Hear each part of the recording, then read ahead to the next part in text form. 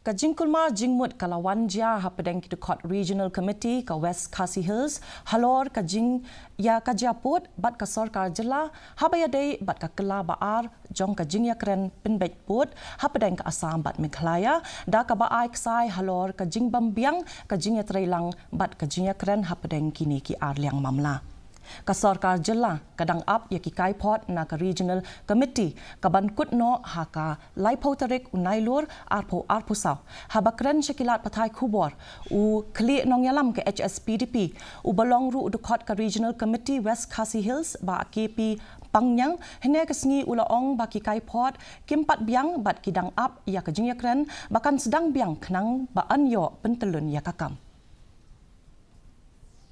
We know that each district, those who have disputed sector, the government has already notified the numbers, the members of each regional committees. So hopefully, and we believe that since the party has personally met the chief minister, it is 3 weeks back, we went and meet personally. He has promised that after the winter, the autumn session is over, then we will start the talk. We will resume the talk. So I hope that they will do the needful. And if the talk will not resume in these coming days, then again the party will go and remind the government. La penlong ïa-ka-jia